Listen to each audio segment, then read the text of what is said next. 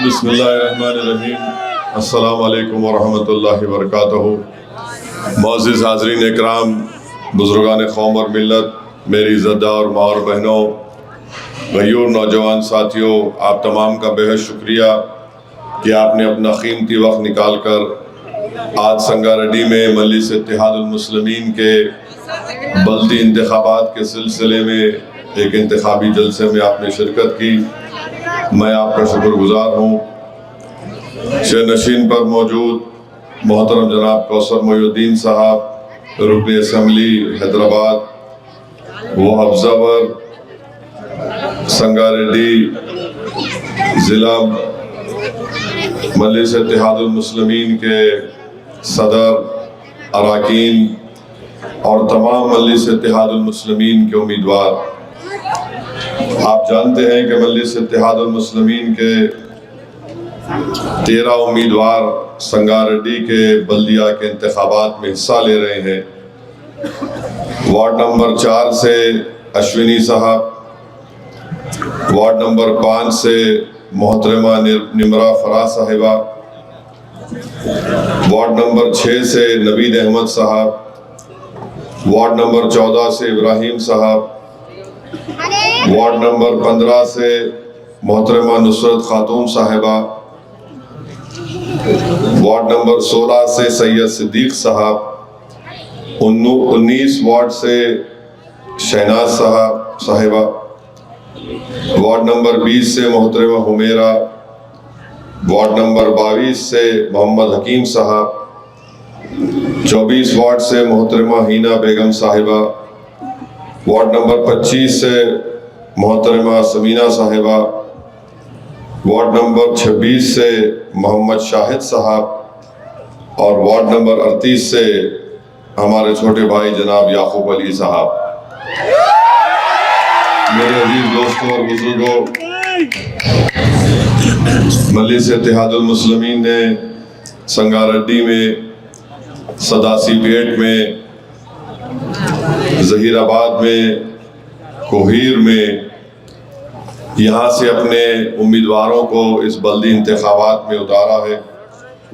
मेरी आप तमाम हजरात से ये अपील है, गुजारिश है कि आप अपने वोट का सही इस्तेमाल करिए और मजलिस इत्तेहादुल मुस्लिमीन के उम्मीदवारों को भारी अक्सरियत से कामयाब करिए। ये इलेक्शन सिर्फ रुकने बल्दिया को मुंतखब करने का नहीं है, ये इलेक्शन आपको अपनी लीडरशिप को मजबूत बनाने का भी है। इस बल्दी इंतखाबात के ज़रिए आप संगारेड्डी में अपनी एक सियासी लीडरशिप को मजबूत कर सकते हैं, अपने वोट से और अपने दुआओं से। आप अपनी क़ियादत को मजबूत करेंगे तो यकीनन उसमें एक मिली जज्बा हमारा दिखकर आएगा। हमारी क़ियादत अगर हम मजबूत करते रहेंगे तो आपकी ज़मीनी सतह पर एक आपकी लीडरशिप होगी जो आपके मसाइल की बेबाक तरीक़े से तर्जुमानी करते रहेगी। तो मेरी आप तमाम हजरात से, जहाँ तक अल्लाह मेरी आवाज़ को पहुँचा रहा है, मेरी आपसे गुजारिश है कि 11 तारीख के दिन सुबह के अवलीन सातों में अपने घर से रवाना होकर अपने पोलिंग बूथ को जाकर पतंग के निशान पर बटन दबाकर आप अपने इत्तेहाद का और अपने मिली जज्बे का सबूत दीजिए, ताकि संगारेड्डी में हम अपनी लीडरशिप को और अपनी क़ियादत को मजबूत कर सकें। आप जानते हैं कि बहुत से मसाइल हैं जिसका जिक्र अभी यहाँ पर मोहतरम संगारेड्डी के सदर साहब ने किया कि महबूब सागर का नाम बदल देना और फिर महबूब सागर में कुछ और लगा देना और फिर खबरस्तान की ज़मीन जो है वो इस्माइल खां पेट में देना। ये सब चीज़ें हैं, रोड के मसाइल हैं, पीने का पानी साफ नहीं आता है, जो कचरा उठाया जाता है जिसको अंग्रेजी में वेस्ट मैनेजमेंट बोलते हैं, उसके डिस्पोजल का एक मुस्तक़िल इंतज़ाम करवाना है। और मैं जानता हूं कि अगर ले जाकर किसी एक कोने में जहां पर किसी के घर नहीं है वहां पर कचरा डालने से जो पोल्यूशन होता है, जो बदबू आती है, और फिर अगर उसको जलाया जाता है तो उसका धुआं इंसानों के लिए मुज़ीर साबित होता है। तो ये तमाम मसाइल हैं। मैं आपसे वादा कर रहा हूँ कि इंशाअल्लाह ताला मजलिस इत्तेहादुल मुस्लिमीन के उम्मीदवार अल्लाह के फजल करम से और आपकी दुआओं और वोट से मुंतखब होंगे तो ज़रूर संगारेड्डी के बल्दी मसाइल को, आबरसानी के और सीवरेज के मसाइल को हल करने की पूरी कोशिश करेंगे। और जनाब कौसर मोहिउद्दीन साहब जो यहाँ के इंचार्ज भी हैं, वो कम से कम 2 महीने में एक मरतबा यहाँ पर आकर संगारेड्डी में अराकीन बल्दिया के कारकर्दगी का जायज़ा भी लेंगे। उनसे पूछेंगे कि उन्होंने अपने वार्ड में क्या काम करवाए हैं अभी तक, मसाइल आपके क्या है, आपसे भी गुफ्तगू होगी। तो मेरी आपसे अदबन गुजारिश है कि आप 11 तारीख के दिन मजलिस के हक़ में अपने वोट का इस्तेमाल करिए। मैं आपका शुक्रिया भी अदा करता हूँ कि असम्बली के इंतखाबात में मजलिस इत्तेहादुल मुस्लिमीन ने आपसे अपील की थी और आपने मजलिस के उस अपील को कबूल किया और यहाँ से जो मौजूदा रुकन असम्बली कामयाब हुआ वो मजलिस और आपके वोटों की वजह से उसकी कामयाबी हुई है। अब ताज्जुब की बात यह है कि वो कहते हैं कि मेरी हुकूमत नहीं आई इसलिए मैं क्या करूं। मजलिस की भी हुकूमत कभी थी ना अभी तक है, इंशाअल्लाह मुस्तकबिल में कुछ हो सकता है तो हम करेंगे। मगर 7 अराकीन असम्बली हैं और हम अपने अपने असम्बली हल्के जात में काम करवाते हैं। यहाँ के मुतालिका रुकन असम्बली का बोलना कि मेरी हुकूमत नहीं आई तो मैं क्या करूं, तो ये उनका ये जवाब वाजिबी नहीं है। अब जो हार गए उनको बड़ी तकलीफ है, मेरे को हराए। जो जीते उन्होंने बोल रहे मेरे पास ताकत नहीं है। अब मेरे पास तो कोई जिंदा तलिस्मात नहीं है कि दोनों का इलाज कर सकूं। जो जीते उन्होंने तकलीफ में है, जो हारे उन्होंने भी तकलीफ में है। तो अब जो जीते उन्होंने जब ये बोल रहे तो फिर उनको हम याद रखेंगे, काम नहीं करा रहे आप। अब जो हारे अगर बोल रहे हाइड्रा लेके आएंगे तो फिर याद रखिए जब 28 में असम्बली का इलेक्शन होगा, हाइड्रा का बाप असदुद्दीन ओवैसी यहाँ दोबारा आएगा। तो इख्तिदार के नशे में आकर गुरूर और तकब्बुर के अल्फाज ज़बान से अदा नहीं करना। आप इख्तिदार में हैं तो संजीदगी से गुफ्तगू करिए। हाइड्रा वो होगा, ऐसा होगा। देखो लुंगी उठा के डराने के ज़माने ख़त्म हो चुके हैं, अब बहुत बच्चे बड़े हो चुके हैं। ये इस तरह की बातें आपको ज़ेब भी नहीं देती। और आज के ज़माने में गरीब जो है खाली ऐसा घूर के आँख से देखता उसको, उसकी तरफ कुछ नहीं बोलता। बोलने वाला समझता है इन्हें गरीब है, डर गया। मगर गरीब को मालूम सही वक्त पर सही फैसला मजलिस करती, उस वक्त वो काम कर देता पूरा। मेरे अजीज दोस्तों और बुजुर्गों, आप जानते हैं कि ऐवान असम्बली में मजलिस इत्तेहादुल मुस्लिमीन के अराकीन असम्बली की कारकर्दगी आपके सामने है। और जब अहम बात मैं बोलना भूल गया, लॉकडाउन के ज़माने में भी मजलिस ने बड़ी मेहनतें की, यहाँ के ज़िम्मेदारों ने बड़ी मेहनतें की। बल्कि मैं जानता हूँ हमारे एडवोकेट निज़ाम साहब से हमारी टेलीफोन पे गुफ्तगू होती थी और कई लोग जो यहाँ पर आकर फंस गए या फिर संगारेड्डी के लोग बाहर थे, उनको यहाँ से लेकर जाना या फिर वहाँ से संगारेड्डी पहुँचाने का इंतज़ाम बखूबी यहाँ पर जमात के ज़िम्मेदारों ने किया। मेरे अजीज़ दोस्तों और बुज़ुर्गों, भारत की जमहूरियत की तल्ख़ हकीकत यही है कि जिस समाज के पास उनकी लीडरशिप नहीं है, उनके मसाइल हल नहीं होते हैं।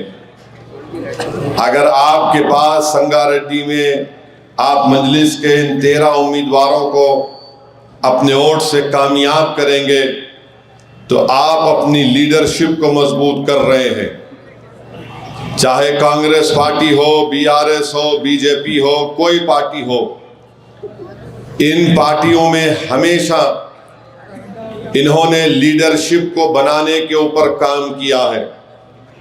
कभी अपर कास्ट की लीडरशिप को, जिसमें रेड्डी और वेल्मा शामिल हैं, तो कभी बैकवर्ड कास्ट के जो बड़े कास्ट बीबीसी में आते हैं उनको आगे बढ़ाकर उनकी लीडरशिप को बनाने का काम किया।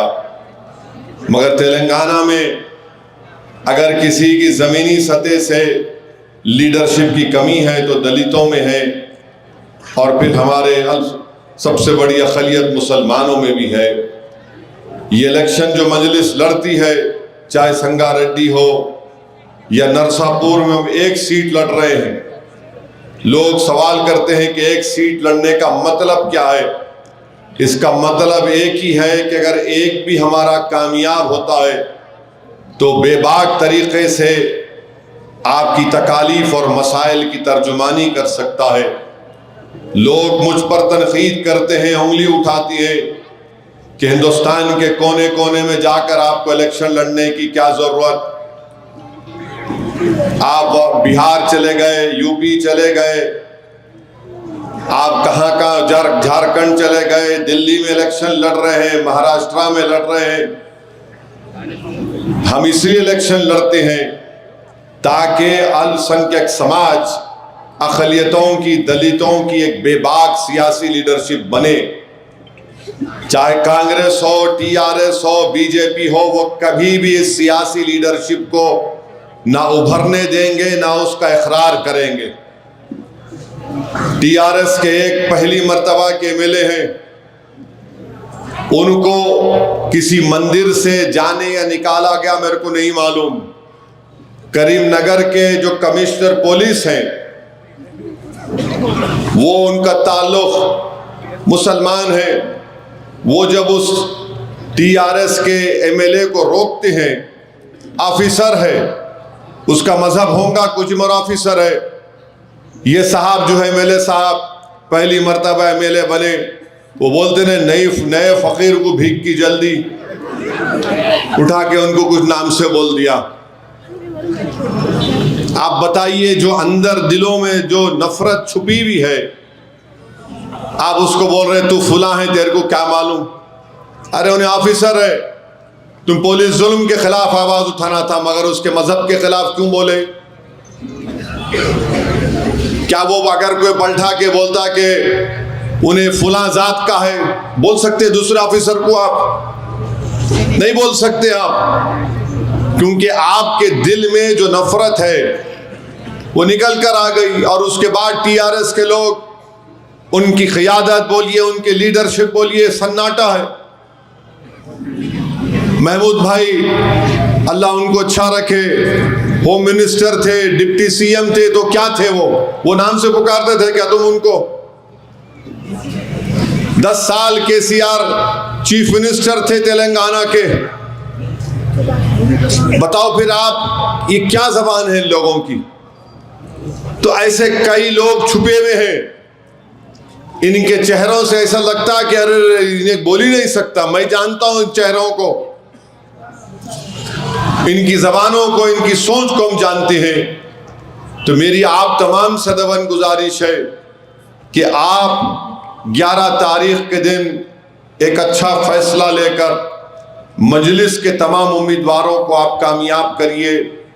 और इंशाअल्लाह ताला, जैसा मैंने आपसे कहा, कौसर मोहिउद्दीन साहब यहाँ पर आते रहेंगे। और ख़ास तौर से मैं सुना कि 38 वार्ड में यहाँ पर कांग्रेस और बीआरएस दोनों मिल लिए, और दोनों मिलकर मेरे को ये बोला गया कि 38 वार्ड से याकूब अली नहीं जीतना। ये राम और शाम की जोड़ी होगी कांग्रेस की, बीआरएस की। यहाँ पर 2 बार जीते, तीसरी मर्तबा नहीं जीतने देंगे। तुम कौन होते भाई रोकने वाले? हैट्रिक अगर अल्लाह उसकी मुकद्दर में लिखा तो तुम्हारे सियासी बाप भी आ गए तो याकूब जीतेगा इंशाअल्लाह। और अभी याकूब साहब ने मेरे को एक पैगाम भिजाया कि इंशाअल्लाह ताला वो ऊपर बाजार में आंगनवाड़ी स्कूल की तामीर अमल में लाएंगे। गवर्नमेंट बॉयज़ हाई स्कूल के बाजू से लेकर गवर्नमेंट वेटरनरी हॉस्पिटल तक बीटी रोड की तामीर कराएंगे। फिर गवर्नमेंट जूनियर कॉलेज वहाँ भी बीटी रोड बनाएंगे। Razak and son shopping mall से लेकर गवर्नमेंट हाई स्कूल लबे सड़क तक सीसी ड्रेन का काम किया जाएगा। Children park government women's degree college के पास तामीर किया जाएगा। 5 फीट की गलियों में सीसी रोड की तामीर होगी। जलाल बाग में पानी की किल्लत को मुद्देनजर रखते हुए पानी की टांकी की तामीर की जाएगी। साहिती हॉस्पिटल से विष्णुवर्धन रेड्डी के मकान तक वाटर पाइपलाइन सीसी रोड की तामीर होगी। दीनदार खां फंक्शन हॉल की तामीर अमल में लाई जाएगी। तो ऐसे उन्होंने चर्च के पास रोड पर ग्राउंड ड्रेन की तामीर की जाएगी। बिग सीता वीराना पाटिल एडवोकेट के मकान तक सीसी रोड बनाई जाएगी। 2 महलों में 5 हाई मास्ट लाइट पोल की तंसीबों में लाई जाएगी। तो दीगर स्कीमात से गरीब आवाम को उसको फ़ायदा पहुंचाया जाएगा। ये उनका प्रोग्राम है। और 2020 में उन्होंने 38 वार्ड में 3 करोड़ करीब 4 करोड़ के तरक्याती काम अंजाम दिए। 2014 में 2 करोड़ 7 लाख 85 हज़ार के तरक्याती काम उन्होंने करवाए। तो इसकी बात होना चाहिए बजाय उसके नहीं उन्होंने वो करे थे, इन्होंने ऐसा करे थे। अरे मेरे भाई, तुम्हारे पास सच्चाई है ही नहीं, तुम सिर्फ झूठे इल्जामात लगा रहे हो और झूठ की बुनियाद पर तुम इलेक्शन जीतना चाहते हो। मुझे यकीन है कि वार्ड 38 की तमाम राय दहिंदगान मजलिस के उम्मीदवार को कामयाब और कामरान करेंगे। मेरे अजीज दोस्तों और बुजुर्गों, अगर आपके 13 उम्मीदवार कामयाब हो गए तो यहाँ पर बगैर मजलिस की तायीद के मेयर भी नहीं बन सकता। हम बादशाह घर के मौक़िफ़ में रहेंगे। मरहूम कायद सालार बोलते थे कि हम जिसको चाहे तख्त पर बिठा सकते और जिसको चाहे तख्ते पे लिटा सकते। तो अगर आपके 13 जीत गए तो पूरे आप कने आके हाउ आर यू, नमस्ते। हम उस वक्त बैठकर ये 13 वार्डों के मसाइल के डेवलपमेंट की बात कर सकेंगे। ये जो खबरस्तान की ज़मीन 5 कहाँ पे दिए, इस्माइल खां पेट में दिए, यहाँ पे बहुत ज़मीन है। अगर कोई क्या बोल रहे हैं कि महबूब सागर में लगा सकते हैं, तो हम भी बोलेंगे यहाँ पर भी खबरस्तान की निकलती ज़मीन। ये सब अगर हम मुत्तहदा तौर पर हम अपने वोट का इस्तेमाल मजलिस इत्तेहादुल मुस्लिमीन के हक़ में करेंगे तो यकीनन ताकत हमारे पास सही मानों में होगी और उस ताकत का इस्तेमाल संगारेड्डी के डेवलपमेंट के लिए, तरक्की के लिए उसको इस्तेमाल किया जाएगा। मेरे अजीज़ दोस्तों और बुजुर्गों, मुल्क के हालात से आप वाकिफ़ हैं। कल मैं नलगुंडा में उत्तराखंड के उस वाक़े का जिक्र कर रहा था कि कैसे एक दीपक कुमार नामी नौजवान ने जनाब वकील अहमद से 70 साल के बूढ़े की दुकान पर आकर ये बजरंग दल के लोग जब जुल्म और गाली गलौज कर रहे थे तो हमारे इस हिंदू भाई ने आकर अपना बीच बचाव किया और बजरंग दल वालों को वहाँ से कहकर भगा दिया कि 30 साल पुरानी दुकान है। उत्तराखंड में बीजेपी की सरकार है और आप देखते हैं कि जिस शख्स ने ये कहकर बजरंग दल के उन जालिमों को भगाया कि 30 साल की दुकान है, 70 साल का वो ज़ईफ़ आदमी है, उत्तराखंड की पुलिस ने उसी पर केस बुक कर दिया। खैर, ये बीजेपी के हथकंडे अब ज़्यादा दिन तक नहीं चलने वाले हैं। भारत की आवाम जान चुकी है कि ये आवाम के मसाइल को हल करना नहीं चाहते हैं। मैं शुरू से कह रहा था, पिछले कई सालों से मैं ये कह रहा था कि भारत की ज़मीन पर चीन घुस के बैठा है। आज एक एक सच्चाई भारत की आवाम के सामने आ रही है कि चीन हमारी ज़मीन पर घुस के बैठा है।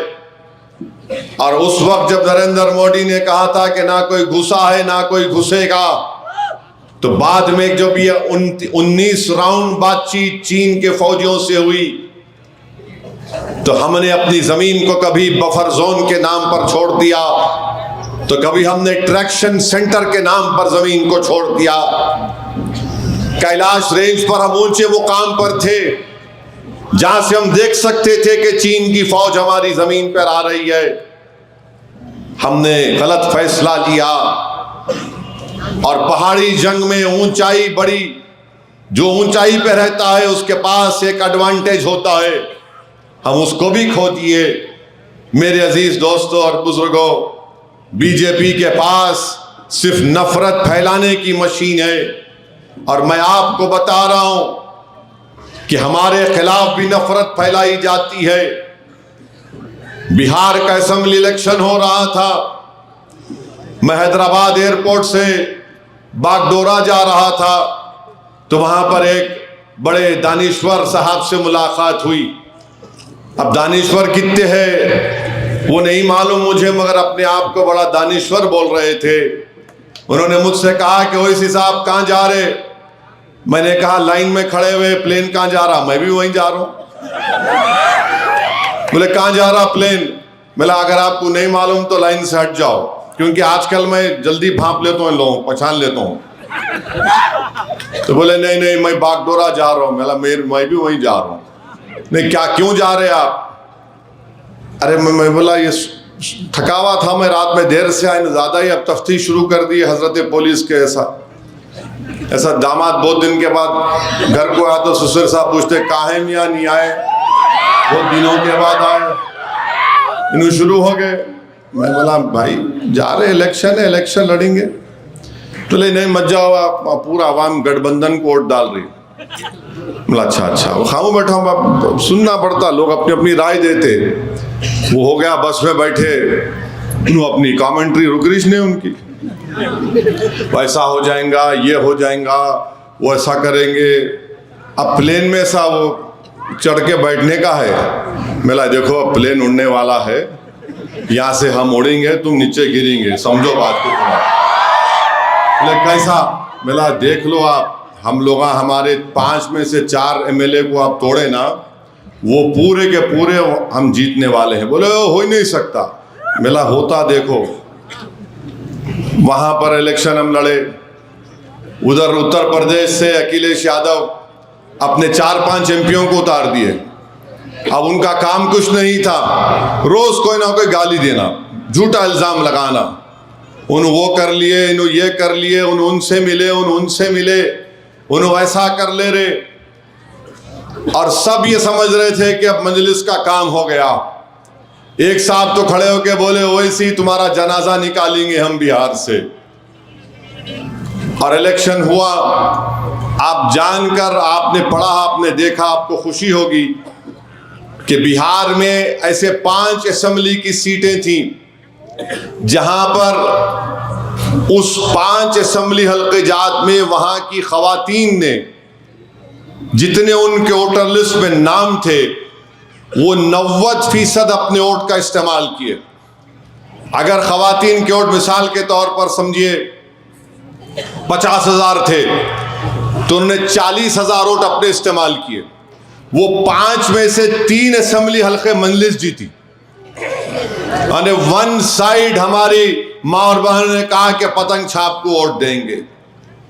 अब इलेक्शन हो गया, उसके बाद मैं शुक्रिया अदा करने के लिए गया। तो जब मैं एक हलके में गया तो वहां पर एक 10-15 खवातीन थे।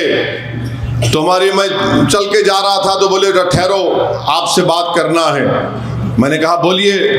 तो उन्होंने कहा कि हम लोग राजद के हैं, माने लालू की पार्टी को राजद बोलते बिहार में, हम लोग राजद पार्टी के वोटर हैं और हम तमाम खवातीन ने तय कर लिया कि हमारे मर्द हजरात कुछ भी कर ले मगर हम तो वोट तुमको देंगे। और हमने पतंग छाप को वोट दिया। अब जो घर में राजद का झंडा लगा हुआ है वहां के खवातीन ने कहा कि पतंग छाप को वोट देंगे।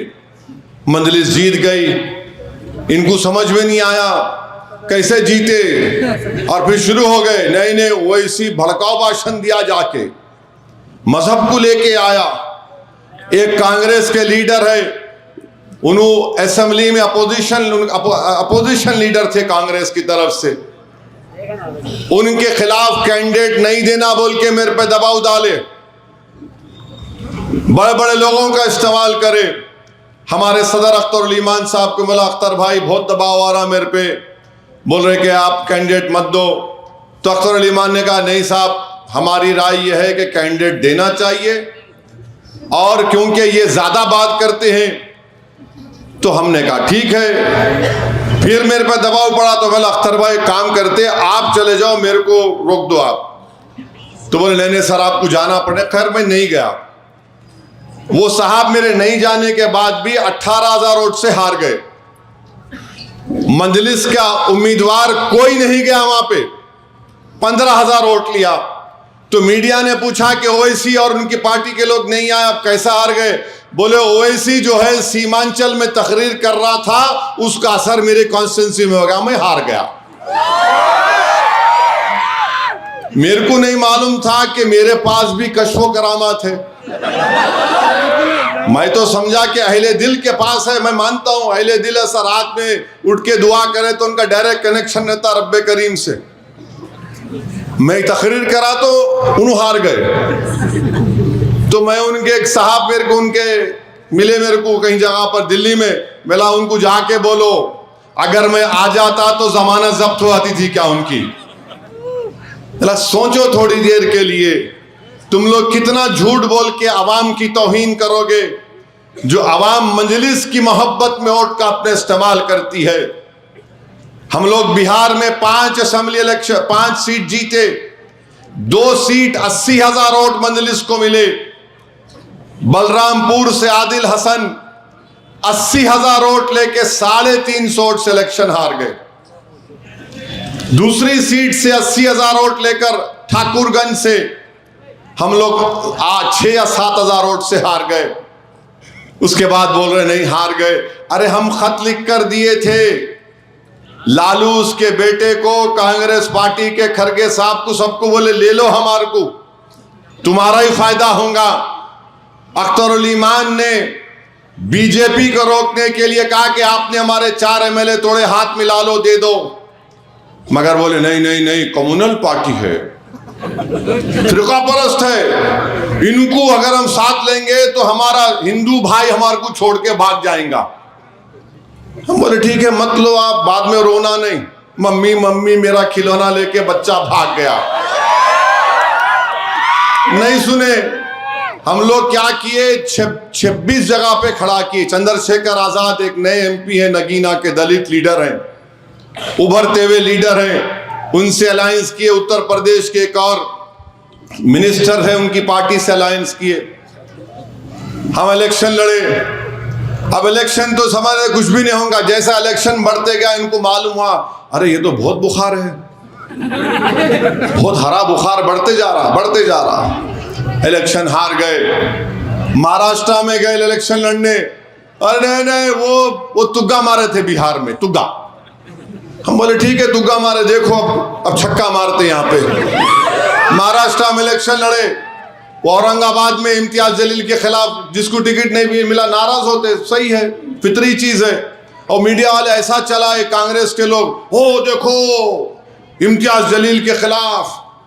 आपको बता रहा हूं संगारेड्डी की आवाम को इम्तियाज जलील को हराने में कांग्रेस पार्टी, शरद पवार की पार्टी, उद्धव ठाकरे की पार्टी, बीजेपी, एकनाथ शिंदे और दूसरी राष्ट्रवादी कांग्रेस अजीत पवार की, सब मिलके एक ही काम पे लग गए थे पूरा औरंगाबाद में कि कोई भी जीत जाए इम्तियाज नहीं जीतना। और क्यों नहीं जीतना? नहीं, ये दोनों मिलकर 5 साल बड़ा तंग किए पार्लियामेंट में और पार्लियामेंट के बाहर, इम्तियाज नहीं जीतना। सब मिलके अपना वोट इम्तियाज जलील के खिलाफ इस्तेमाल करे। इम्तियाज जलील की कामयाबी नहीं हुई। पूरे महाराष्ट्र में एक मुस्लिम एमपी था, सबने मिलकर इम्तियाज जलील को हराने के लिए से एक दूसरे का साथ दिया। असेंबली का इलेक्शन हुआ, इम्तियाज जलील को टिकट दिया मजलिस ने, फिर वही हरकत, वहां पर 1000 वोट से इम्तियाज जलील की कामयाबी रुक गई। तो औरंगाबाद की आवाम को बोले अब कुछ नहीं होता, हो गया काम, अब बिरयानी नहीं चलती यहां पर, अब खाली शेरवानी आके चली जाती। हम काम किए महाराष्ट्र में, हम मेहनत किए महाराष्ट्र में। औरंगाबाद का इलेक्शन हुआ, मैंने औरंगाबाद की आवाम से अपील किया कि जो लोग आपकी आवाज को पार्लियामेंट जाने से रोक दिए, जो पार्टियों जिस सियासी पार्टियों ने मिलकर ये साजिश रची, उनको जवाब दीजिए। असेंबली इलेक्शन में इम्तियाज जलील को जिन्होंने कामयाबी से रोका, उसका बदला जमहूरी तरीके से लीजिए। 33 अराकीन बल्दिया औरंगाबाद में जीत कर आए। बीजेपी के बाद सबसे बड़ी पार्टी औरंगाबाद में मजलिस इत्तेहादुल मुस्लिमीन के हैं। बंबई में इलेक्शन लड़े, मुंबई में, वहां पर ही बोले ये मुंबई है, ये हैदराबाद नहीं है। हम लड़े इलेक्शन, समाजवादी पार्टी के जो अखिलेश विजय थे बिहार के, उस असेंबली कॉन्स्टिट्यूंसी में समाजवादी पार्टी के एमएलए थे। अतीक हमारा उम्मीदवार असेंबली इलेक्शन में 10,000 वोट से हार गया। अब उस असेंबली हल्के में 8 वार्ड थे, 8 में से 6 मजलिस जीती। और असेंबली इलेक्शन के अगर वोट देखेंगे और अब के वोट मिलाएंगे तो 20,000 बढ़ के वोट मजलिस को मिले। लोग ताज्जुब करे कि हार गए के बाद एक पार्टी का वोट इतना बढ़ता है। और जब बंबई में 8 अराकीन, मुंबई में 8 अराकीन बल्दिया जीत गए, हैदराबाद को आए और मुझको पूछा गया कि बताओ हम इन 8 अराकीन बल्दिया का लीडर किसको बनाएंगे। मैंने कहा उबाले दलित है, इसको लीडर बनाओ ताकि ये हमारी मजलिस की नुमाइंदगी करेगा। हमने एक दलित को मुंबई में मजलिस का बल्दिया में बीएमसी में अपना लीडर बनाकर भिजाया। इनको फिर परेशानी शुरू हो गई, देखे इन्हें चाल चल दिया। अरे चाल नहीं चलता हूं मैं, जो बोलता हूं करके दिखाता हूं। मालेगांव में 21 कारपोरेटर, नांदेड़ में 14 कारपोरेटर, नागपुर बीजेपी का हेडक्वार्टर, मेरे पे इल्जाम लगाते थे ना इन वो टीम फुला टीम, सब जितने बड़े बड़े लोग थे पूरे फेल हो गए। मजलिस के 6 कारपोरेटर जीते नागपुर में।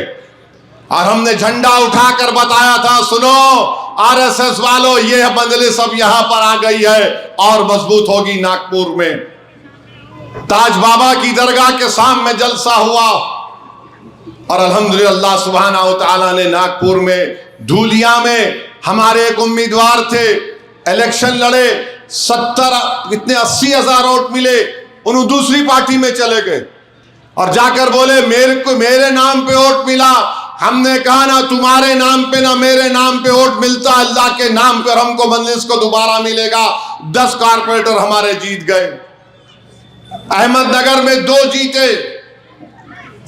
आप देखिए जहां जहां मजलिस लड़ी अल्हम्दुलिल्लाह कामयाबी मिली। 125 अराकीन बल्दिया महाराष्ट्र में मजलिस के कामयाब हुए तो सब परेशान हो गए और बोले नहीं ये नई तब्दीली आ रही है। मेरे को ले जाके वो पागल से मिला दिए जो हिंदुस्तान का बंटवारा करके पाकिस्तान जाके मर गया। अरे मैं वो नहीं हूं, मुझे इस वतन से मोहब्बत थी और हमेशा रहेगी। मेरी लड़ाई वतन से नहीं है, मेरी लड़ाई उन ताकतों से है जिन्होंने मुसलमानों को, दलितों को उनका हक छीन कर उनसे नाइंसाफी की। अगर मजलूमों को उनका हक दिलाना जो भारत के आईन, संविधान और कॉन्स्टिट्यूशन में लिखा गया है, अगर वो गुनाह है तो खुदा की कसम मैं नहीं, मेरी आने वाली नस्लें सुबह कयामत तक ये गुनाह करते रहेंगी। क्योंकि ये गुनाह करूंगा तो अल्लाह की बारगाह में मेरी मग़फ़िरत हो सकेगी इंशाअल्लाह। क्योंकि मजलूमों को उनका हक दिलाना अगर मौजूदा जमाने में गुनाह है तो सुन लो जालिमों, तुम्हारी आंखों में आंखें डालकर बोलता था और बोलता रहूंगा इंशाअल्लाह ताला। तो मेरे अजीज दोस्तों और बुजुर्गों, मैं आपको बताना ये चाह रहा हूं कि मुखालिफीन मजलिस कभी नहीं चाहेंगे कि आपकी लीडरशिप मजबूत हो, आपके नुमाइंदे कामयाब होकर आ जाएं। और मैं आपको बता रहा हूं बड़ी जिम्मेदारी के साथ और बड़ी तकलीफ में बता रहा हूं, अगर भारत की पार्लियामेंट में असदुद्दीन ओवैसी के साथ अख्तरुल ईमान और इम्तियाज जलील भी आ जाते, हम 3 होते, तो शायद नरेंद्र मोदी ये काला वफ का कानून नहीं लेकर ला सकते थे। अगर हमारे नुमाइंदे जीत कर आएंगे तो हमको बर्बाद करने के कानून बनाने से पहले कोई सोचेगा। वफ का कानून बनाया गया, किसको नुकसान हो रहा है, किसकी मस्जिदों को, दरगाहों को, खानकाहों को छीना जा सकता है? मुसलमानों की। पार्लियामेंट गवाह है और अल्लाह जानता है कि 6 महीने उस पार्लियामेंट की कमेटी में जितनी मेहनत अल्लाह ने मुझे करने का मौका दिया, मैंने 125 सफात पर मुश्तमिल उस काले कानून के खिलाफ अपनी डाइसेंट रिपोर्ट को दिया।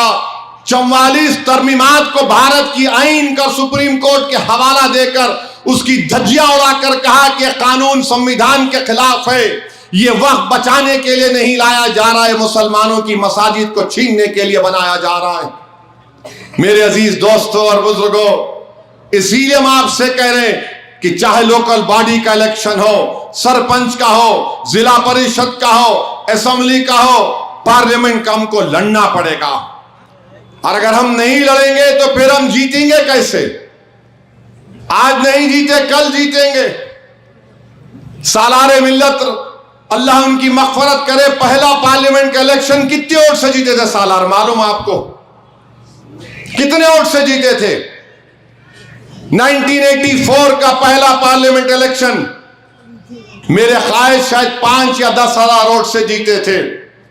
और ये तमाम जो मजलिस के मुखालिफिन है जानते हैं, एक बार मजलिस जीती तो फिर उसको नहीं रोक सकते, क्योंकि मजलिस जब जीतती है तो अवाम को धोखा नहीं देती, अवाम को बताती है ये तुम्हारी ताकत है और इस ताकत का इस्तेमाल इस तरीके से किया जा सकता है, आपके मसाइल के हल के लिए किया जा सकता है।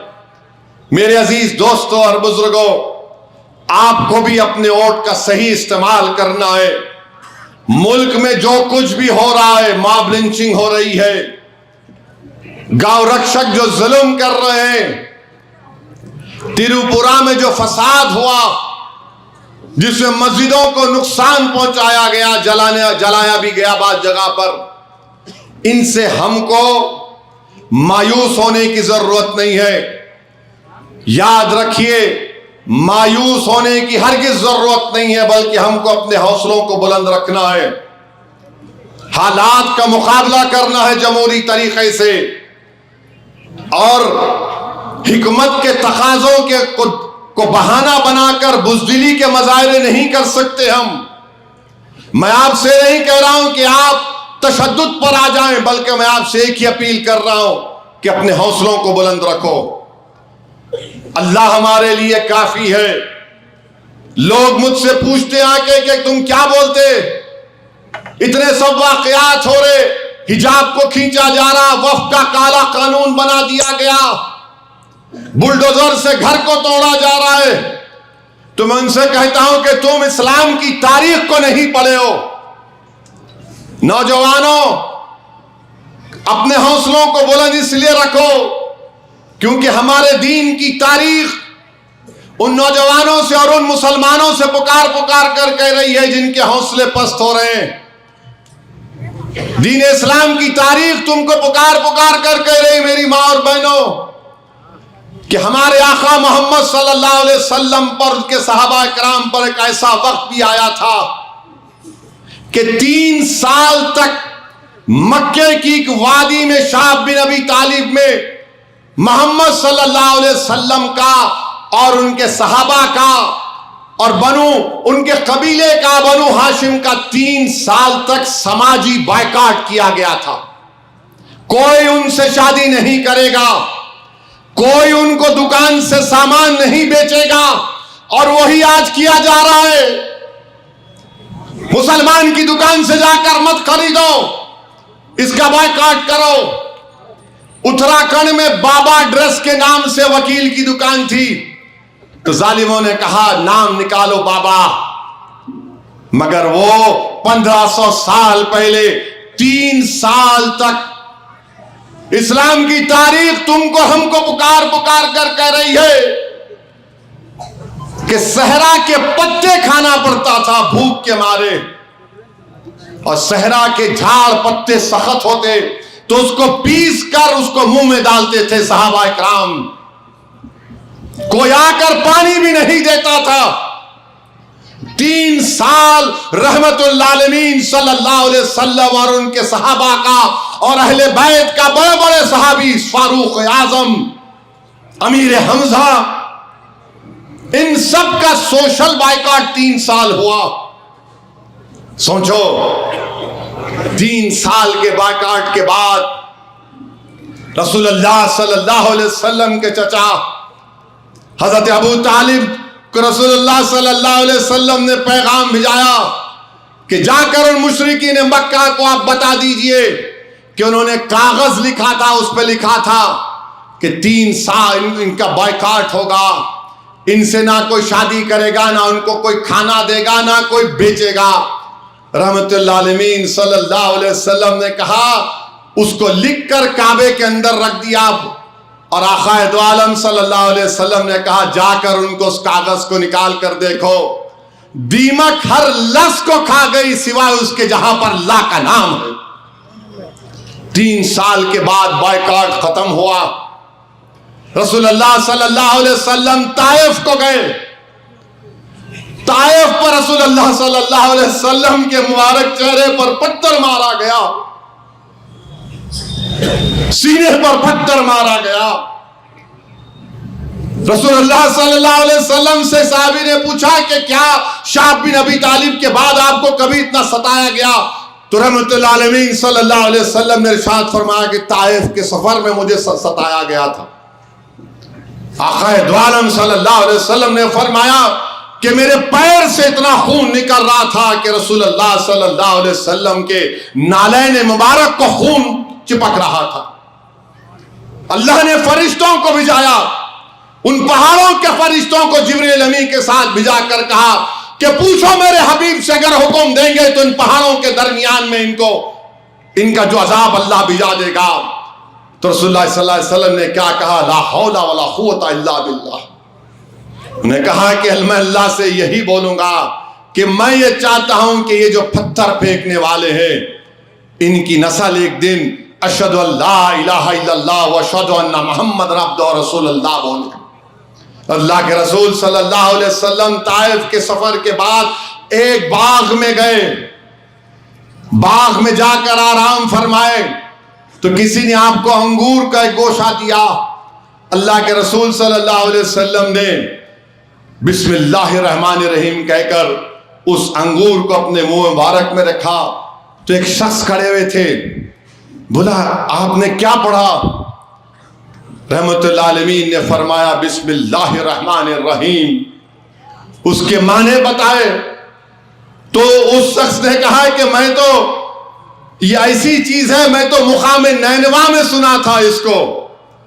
आक़ाए दो आलम सल्लल्लाहु अलैहि वसल्लम ने फरमाया कि तुम मेरे भाई यूनुस को जानते हो? यूनुस अलैहिस्सलाम उसी जगह पर थे।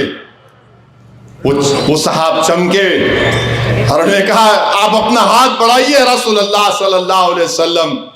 आक़ाए दो आलम सल्लल्लाहु अलैहि वसल्लम समझ गए। उन्होंने आक़ाए दो आलम के हाथ मुबारक पर हाथ रखकर कहा अशहदु अल्ला इलाहा इल्लल्लाह व अशहदु अन्ना मुहम्मदन अब्दुहु व रसूलुहु। मेरे अजीज दोस्तों और बुजुर्गों, ये दीन हमको किसी बादशाहों के महल से नहीं मिला, ये दीन हमको चमन पर चलकर नहीं मिला, ये दीन हमको खाक और खून के दरियाओं से गुजर कर मिला, और इसकी बुनियादों में अहले बैत का खून है।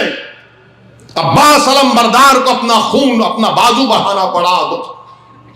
इस दीन की बुनियादों में फारूक आज़म, हज़रत उस्मान ज़ुन्नुरैन शेर खुदा का खून है। इस दीन की बुनियादों में इमाम हुसैन और उनकी आल का खून है। मसाइब और मुश्किलात का सामना हमको करना पड़ा तो अपने हौसलों को बुलंद रखिए। ये आज जो जुल्म करने वाले हैं, कल इंशाअल्लाह ताला अल्लाह इन तमाम को शिकस्त देगा। मैं जिंदा रहूं या आप जिंदा रहे नहीं मालूम, मगर दुनिया देखेगी कि जो लोग आज जिस तरीके का जालिमाना और हैवानियत के मजारे कर रहे हैं, इंशाअल्लाह ताला इनका जुल्म खत्म होगा। तो मेरे अजीज दोस्तों और बुजुर्गों, अपने हौसलों को बुलंद रखिए, डरने और घबराने की जरूरत नहीं है। आपके सामने दो मिसालें मैं रखा हूं, मैंने उलमाए किराम के पैरों के पास बैठकर इसको सुना हूं, और कल शबे बारात की मुबारक रात आने वाली है। मेरी आपसे गुजारिश है, नफिल इबादत अगर आप पढ़ना है तो जरूर पढ़िए, मगर बड़ी मुबारक रात है। अल्लाह के रसूल सल्लल्लाहु अलैहि वसल्लम ने उस हदीस शरीफ में आया कि 15वीं शब शाबान की रात को हमारी उम्मत की हज़रत आयशा सिद्दीक़ा रज़ी अल्लाह तआला अन्हा उम्महातुल मोमिनीन के घर पर थे। रात में रसूलुल्लाह सल्लल्लाहु अलैहि वसल्लम ने जन्नतुल बकी में गए, हजरत आयशा भी गई तो देखा रसूलुल्लाह सल्लल्लाहु अलैहि वसल्लम दुआ फरमा रहे हैं, रहमतुल्लाह अलमीन सल्लल्लाहु अलैहि वसल्लम दुआ फरमा रहे हैं, और आपने फरमाया कि ये 15वीं शाबान की निस्फ शब की रात है। अल्लाह सुब्हानहू व तआला अगर आज की रात कोई इबादत कर लेता है तो बनु कल्ब एक कबीला था, उसके पास बहुत बकरियां थी, हजारों बकरियां थी। रहमतुल्लाह अलमीन ने फरमाया कि बनु कल्ब के बकरियों के बाल जितने हैं उतने गुनाहगारों के अल्लाह उनके माफ फरमाता है। तो मेरे अजीज दोस्तों, बुजुर्गों, नौजवानों, अगर मौका मिलता है, अल्लाह हम सबको तौफीक दे, तो हम जरूर अल्लाह को राजी कर लें। हदीस शरीफ में आया, हजरत अली उसकी रिवायत करते हैं, इब्ने माजा और निसाई की हदीस भी है कि कल की रात अल्लाह जानता है, उस अपने जलाल और उसके मुताबिक अल्लाह आसमानों से आवाजें आती हैं। हदीस में आया कि एक दरवाजे से आवाज आती है कि सलाम हो उस पर जो आज की रात रुकू कर रहा है, सजदा कर रहा है, जिक्र कर रहा है, अल्लाह का दुआ कर रहा है, जो अल्लाह से मग़फ़िरत की भीख मांग रहा है, अल्लाह उन सबको माफ करेगा। तो मेरे अजीज दोस्तों और बुजुर्गों, आप और हम इंसान हैं, हमसे भी गलती हो जाती है। हम अल्लाह को राजी कर लें। नमाज इशा के बाद अगर मौका मिलता है नफिल इबादत करने का, तो हम गिड़गिड़ा कर अल्लाह की बारगाह में सर्वसजूद होकर अल्लाह सुब्हानहू तआला को मना लें। कुरान हकीम में अल्लाह सुब्हानहू तआला फरमाते, जो ईमान लाया, जो तौबा किया, तो अल्लाह उसके गुनाहों को नेकियों में तब्दील कर देता है। ये अल्लाह गफूर रहीम है। मेरे अजीज दोस्तों और बुजुर्गों, अगर मौका मिले तो आप जरूर इबादत करिए।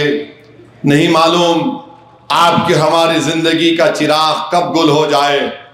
कब्रस्तानों को देखकर हमको भी यकीन हो जाता है कि हम भी जाने वाले हैं, एक दिन इस जमीन की ग़िज़ा बनने वाले हैं। तो इस मुबारक रात जो हमको मिल रही है, अल्लाह हम तमाम को तौफीक दे कि हम अल्लाह को राजी करें, अल्लाह को मना लें। अल्लाह गफूर रहीम है, अल्लाह करीम है, अल्लाह माफ करता है। और जब बंदा गुनाह करके अल्लाह की बारगाह में तौबा करता है तो अल्लाह फरिश्तों से फरमाता है, देखो ये मेरा महबूब बंदा है, ये जानता है कि मैं ही इसके गुनाहों को माफ करने वाला हूं, मैं ही इसके गुनाहों का हिसाब किताब करने वाला हूं। तो मेरे अजीज दोस्तों और बुजुर्गों, उलमाए किराम की जबानों से मैंने सुना कि जब किसी इंसान की रूह कब्ज की जाती है तो उसकी रूह जो है उसकी आंख से नहीं निकलती, उसकी रूह उसके आंख से, उसके पैरों से खींचा जाता है। इसलिए डॉक्टर बोलते हैं पैरों को देखकर ठंडे हो गए तलवे इसके। तो इंसान की रूह उसके तलवों से निकलती है, फिर उसके पेट से, उसके हलक से, उसके आंख से रूह निकल जाती है। उलमाए किराम ने इसकी हिकमत यह बताई है कि अल्लाह उस वक्त भी चाहता है कि मेरा बंदा मुझसे तौबा कर ले। तो मेरे अजीज दोस्तों और बुजुर्गों, अगर कोई अपने माँ बाप को नाराज किया है तो आप अपने माँ बाप को राजी कर लीजिए। किसी की माँ जिंदा है तो उसको राजी कर लो, क्योंकि मैंने सुना और पढ़ा कि एक मर्तबा हजरत मूसा अलैहिस्सलाम ने अल्लाह सुब्हानहू व तआला से ये पूछा कि अल्लाह जन्नत में मेरा साथी कौन होगा? तो अल्लाह सुब्हानहू व तआला ने फरमाया कि मूसा तुम्हारा जन्नत में साथी फुला कसाब होगा। वो उसकी तलाश में निकले, उसको देखा वो दुकान पे काम कर रहे थे, कुछ खास बात नजर नहीं आई। फिर उसके साथ घर को गए, वो हजरत मूसा अलैहि सलाम को घर में बिठाया और बहुत देर के बाद आया। तो हजरत मूसा अलैहि सलाम ने कहा ये तो ठीक नहीं है कि तुम एक मेहमान को इतनी देर बिठाकर अंदर चले गए। उस कसाब ने कहा कि बात यह है कि मेरी एक ज़ईफ माँ है, मैं घर को आता हूँ तो उसको साफ सफाई करता हूँ, खाना पकाकर पहले अपनी माँ को खाना खिलाता हूँ, और मैंने आज ऐसा किया। और हर मेरे इस खिदमत के बाद मेरी माँ ये दुआ करती है कि अल्लाह मेरे इस बेटे को जन्नत में हजरत मूसा के साथ रख। और वो माँ दुआ करती है कि अल्लाह मुझे उस वक्त तक मौत मत दे जब तक कि मैं अपनी आंखों से हजरत मूसा अलैहि सलाम को ना देख लूं। हजरत मूसा अलैहि सलाम उस कसाब से कहते हैं कि तेरी माँ की दुआ कबूल हुई, लेके चल मुझे उनके पास। वो माँ को देखते हैं और उनका बेटा कहता है कि माँ तेरी दुआ कबूल हुई, मैं हजरत मूसा अलैहि सलाम के साथ जन्नत में उनका साथी होऊंगा। माँ देख कर कहती है कि अल्लाह मैंने तेरे रसूल मूसा अलैहि सलाम को देख लिया, उसकी रूह निकल जाती। तो मेरे अजीज़ दोस्तों और बुज़ुर्गों, अपनी माँओं की इज़्ज़त करो, अपने माँ बाप को मना लो और अपनी बीवियों से अच्छा सलूक करो। याद रखो, मैं कई ऐसे किस्से सुनता हूँ कि बाज़ मर्द हजरात अपनी बीवियों को मारते हैं। मेरे भाई, अल्लाह के रसूल सल्लल्लाहु अलैहि वसल्लम ने अज़वाज मुतहरात उम्महातुल मोमिनीन पर क्या कभी हाथ उठाया? नहीं उठाया। अगर हम रसूल अल्लाह सल्लल्लाहु अलैहि वसल्लम के ग़ुलाम हैं तो अपनी बीवियों पर हाथ मत उठाओ। ये मर्दानगी नहीं, ये जुल्म है। अगर तुम किसी एक कमज़ोर औरत पर हाथ उठाकर ये समझते हो कि तुमने बहुत बड़ा काम किया, तुम गलत कर रहे हो, तुम गुनाह कर रहे हो। और याद रखो, अगर अल्लाह तुमको बेटी देगा और फिर तुम्हारी बेटी से कोई वही सलूक करेगा जो तुमने अपनी बीवी से किया, तो तुम्हारा कलेजा मुंह को आ जाता है। मैं जानता हूं, मैं आज से 4 दिन पहले गाड़ी में जा रहा था तो एक बाप ने मुझे रो रो कर फोन करके कहा कि मैं आपके घर के पीछे रहता हूं, मेरी एक ही बेटी थी, मैं उस बेटी की शादी किया। दामाद हर बार बोलता था मैं उसको सोना इतना कितना सोना दिया, दौलत दिया, साहब मेरी बच्ची को मार दिया, उसकी लाश उस्मानिया को ला लिए। मेरे भाई, क्या गुजरती होगी उस बाप पर। तो बहरहाल मेरे अजीज दोस्तों और बुजुर्गों, अच्छे इंसान हमको बनना है। अगर मौका मिले तो कल की रात इबादत कर लीजिए ताकि हम अल्लाह सुब्हाना व तआला को मना लें।